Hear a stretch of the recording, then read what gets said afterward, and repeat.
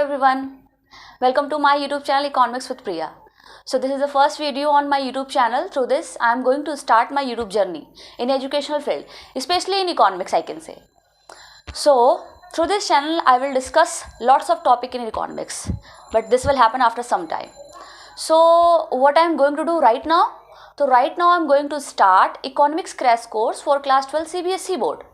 Why it is needed? Because class 12 CBSE board examination is also going to start very soon. So since we have a very less time, because examination can be start from March or it can be extended, it will be declared after some time. So according to the previous scenario, we have very less time to finish the whole syllabus. So I thought, why should I start economics crash course for class 12 CBSE board? That's why I have did this. Okay, so in class 12 CBSE board, in economics especially, we have two books to finish, macroeconomics and Indian economy. And today I will start with macroeconomics. So in macroeconomics, the first chapter is circular flow of income. So I will start today circular flow of income. So macroeconomics is the first chapter, circular flow of income. So chapter का name ही है circular flow of income, and the first topic of this chapter is also circular flow of income. So first of all we have to understand what is circular flow of income. सबसे पहले हमको ये समझना होगा कि circular flow of income होता क्या है. So circular flow of income is basically a flow of income in the economy. Circular flow of income क्या है? Basically economy में income का एक flow है, ठीक है. सिंस हम लोग को पता है कि मनी फ्लो होती रहती है इकोनॉमी में, ऐसा नहीं है कि एक जगह वो स्टेबल पोजीशन में रहती है. बैंक में भी जब हम लोग पैसे डिपॉजिट करते हैं तो ऐसा नहीं है कि हमारा जो भी डिपॉजिट होता है वो बैंक में उस जगह स्टेबल फॉर्म में रहता है. It will move on the economy. ये इकोनॉमी में क्या करता है? मूव करता है. सो this is actually circular flow of income. इसी को हम लोग क्या कहेंगे? Circular flow of income. जैसा कि मैंने व्हाइट बोर्ड में एक डेफिनेशन लिखी हुई है सर्कुलर फ्लो ऑफ इनकम की, वो क्या लिखी है एक बार हम लोग देख लेते हैं. So it refers to the cycle of generation of income in the economy. वही सेम चीज कि ये क्या है? एक तरीके से मनी का फ्लो है इकोनॉमी में. But this flow of money will happen through the 3 phases of the economy. ये जो मनी का फ्लो है इकोनॉमी में, ये इकोनॉमी के 3 phases से होता हुआ गुजरता है, ठीक है. अगर हम सर्कल में भी घूम रहे हैं तो एक वे होता है. भले सर्कल में रास्ते नहीं होते हैं, डायरेक्शन नहीं होता है, रास्ते सेंस होते हैं, डायरेक्शन नहीं हमारे पास होता है कि हमको राइट जाना है कि लेफ्ट जाना है, लेकिन फिर भी सर्कल फॉर्म में भी हमारे पास कुछ क्लू होते हैं जिसके थ्रू ही हम जाते हैं, अगर हम नॉर्मल चीज़ों की बात करें तो. So in the same way if we talk about the flow of money in the economy, so it will happen through the 3 phases of the economy. ये कैसे होता है? इकोनॉमी के 3 phases के थ्रू होता है. And what are the 3 phases? ये phases हैं production phase, income phase and expenditure phase. So through these 3 phases of the economy money will flow. That's why it is known as circular flow of income. इसीलिए इसको हम क्या कहते हैं? circular flow of income कहते हैं. अब हम लोग समझ लेते हैं कि आखिरकार ये तीनों जो फेजेस हैं वो है क्या एक्चुअली, क्योंकि ये जानना हमारे लिए बहुत ज़रूरी है कि तीनों जो फेजेस है हमारी इकोनॉमी के वो कहते क्या है, क्यों आखिरकार इन तीनों फेजेस के वजह से मनी सर्कुलर वे में ही फ्लो करता है. What is the reason behind this actually? Okay, तो देखते हैं हम लोग. सो हम लोग का फर्स्ट फेज स्टार्ट होता है बेटा प्रोडक्शन फेज से. किससे स्टार्ट हुआ? प्रोडक्शन फेज से. Production phase is also known as generation of income. Production phase को हम लोग जनरेशन ऑफ इनकम फेज के नाम से भी जानते हैं. वाई?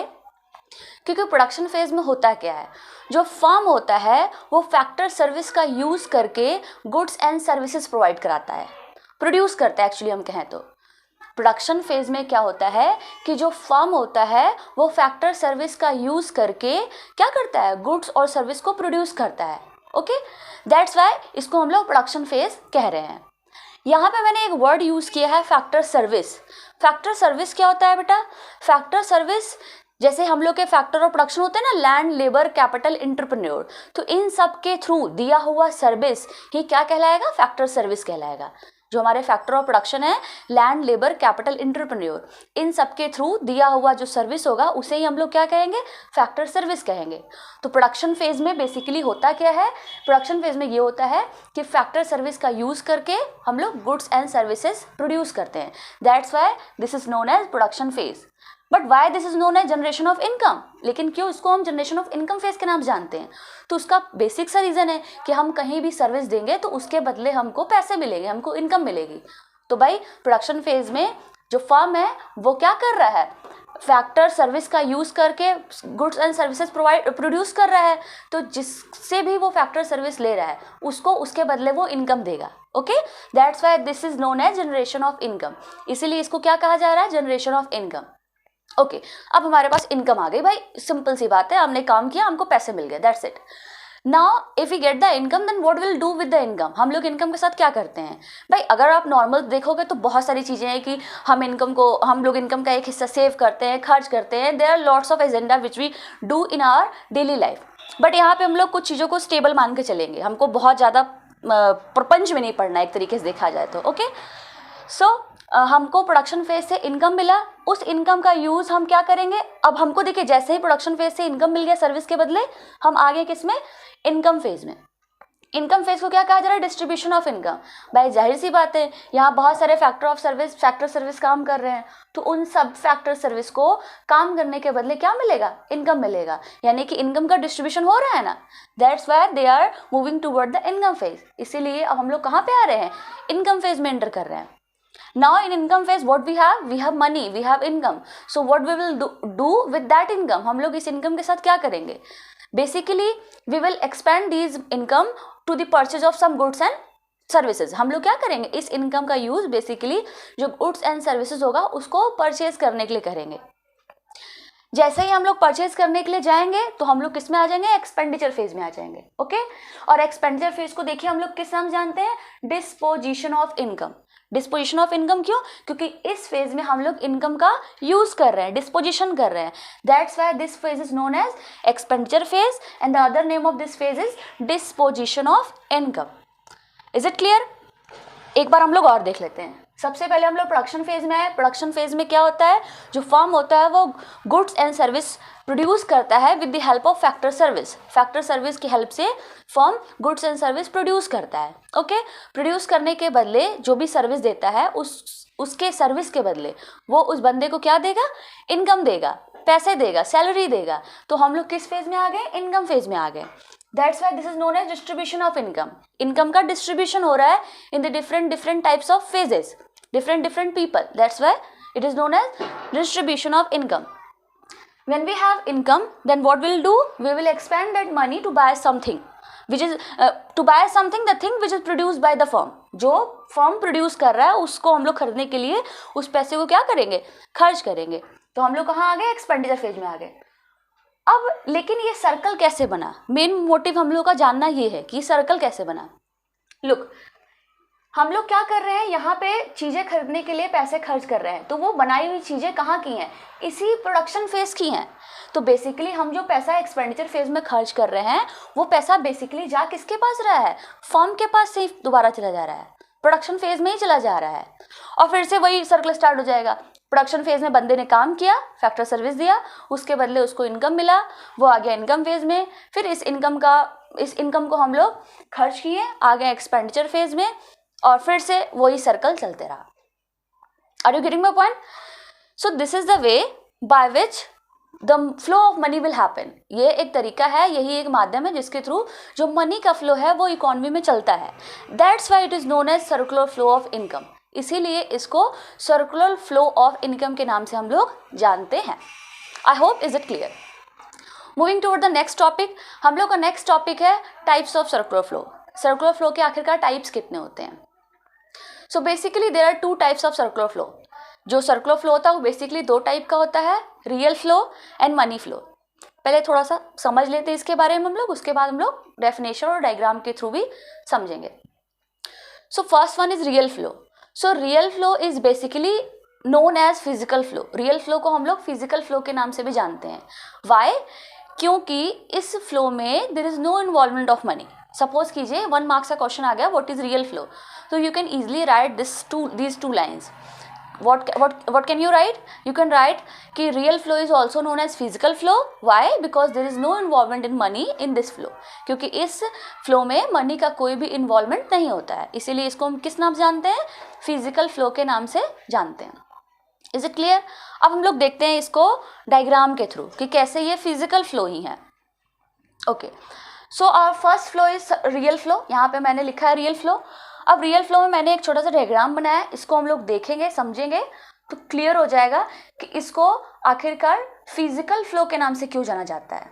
ओके, सो बेसिकली हम लोग यहाँ दो लोगों को लेते हैं, एक जो प्रोडक्शन करता है फर्म और जो कंजप्शन करता है या सर्विस देता है यानी कि हाउस होल्ड। इन दो लोगों को मैंने ले लिया यहाँ पे।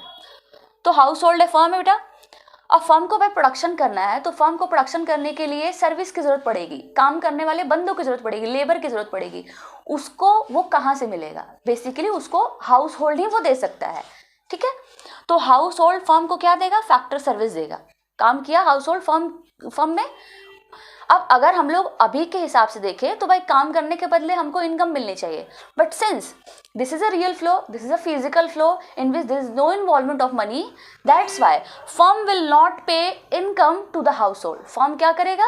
हाउस होल्ड को इनकम पे नहीं करेगा। So what will pay firm to the household? तो फर्म आखिरकार हाउस होल्ड को पे क्या करेगा? फर्म हाउस होल्ड को गुड्स एंड सर्विसेज दे देगा।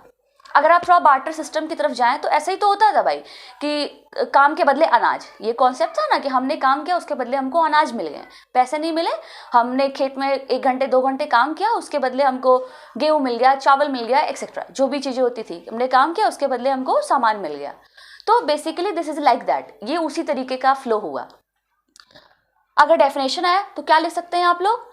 Real flow is a flow in which there is a flow of factor service from household to firm and the flow of goods and service from firm to household. Real flow एक ऐसा flow है जिसमें factor service का flow household से firm की तरफ होता है एंड गुड्स एंड सर्विस का फ्लो फर्म से हाउस होल्ड की तरफ होता है। Okay, so I hope this is also clear. Moving toward the next type of circular flow, the second type of circular flow is money flow. भाई ये तो नाम से ही समझ में आ रहा है कि इसमें मनी का इन्वॉल्वमेंट ज़रूर होगा, इसमें मनी का इन्वॉल्वमेंट हम लोग ज़रूर रखेंगे। सो मनी फ्लो हो गया हम लोग का। सो मनी फ्लो जैसे कि रियल फ्लो का एक अदर नेम है physical flow, in the same way there is other name of money flow is as well. The other name of money flow is nominal flow. Money flow का दूसरा नाम है nominal flow. Okay, सो इसमें भी यही है। अगर 1 मार्क्स देखो, एक एक number is very important for us. Basically जो एक एक नंबर होता है ना वो हम लोग के लिए बहुत इंपॉर्टेंट होता है। देखो 4 मार्क्स के क्वेश्चन आ गए, 3 मार्क्स के क्वेश्चन आ गए तो इट इज़ फाइन, आपको वो प्रिपेयर करना है, उसके लिए उस प्रॉपर लेंथ का आंसर लिखना पड़ेगा। बट इन दिस वे आप श्योर नहीं होते। अगर आप एकदम परफेक्ट आंसर लिख रहे हो देन इट इज़ मतलब श्योरिटी कि आपको 4 में से 4 या 4 में से 3.5 आपको मिल जाएँ। बट बेसिकली 1 मार्क्स के जो क्वेश्चन होते हैं it is very helpful to gain your score. आपके स्कोर को गेन करने के लिए बहुत ज़रूरी होते हैं। और अगर हम क्लास 12 सीबीएसई बोर्ड इकोनॉमिक्स की बात करें तो अब तो भाई 1 मार्क्स के क्वेश्चन के मार्जिन बढ़ चुके हैं। तो 1 मार्क्स के क्वेश्चन पे तो बहुत ज़्यादा ध्यान देना है। अदर नेम क्या होता है, इसमें मनी का इन्वॉल्वमेंट है कि नहीं है, कौन कौन से फेजेस होते हैं। So everything is very important. So focus on that as well. उन सब चीज़ों पर भी आपको फोकस करना है। ओके, तो हम लोग आते हैं मनी फ्लो पे। So what I have said कि money flow is also known as nominal flow. Money flow का दूसरा नाम क्या है? Nominal flow. तो अगर 1 मार्क्स में आ जाता है definition then what will you write कि money flow is also known as nominal flow. Why? Because in this flow there is a involvement of money. इस फ्लो में क्या होता है?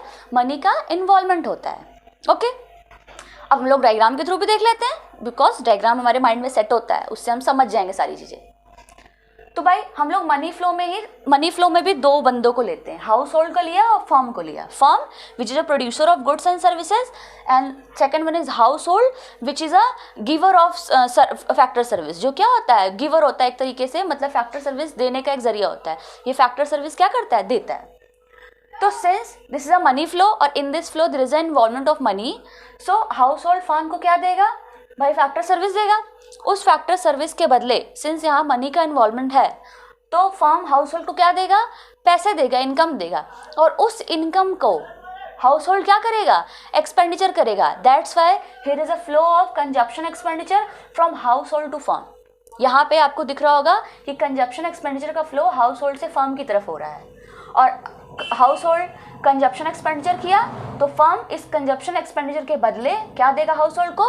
गुड्स एंड सर्विसेज देगा। So in this way this flow will happen. So basically these two are the types of circular flow. Okay.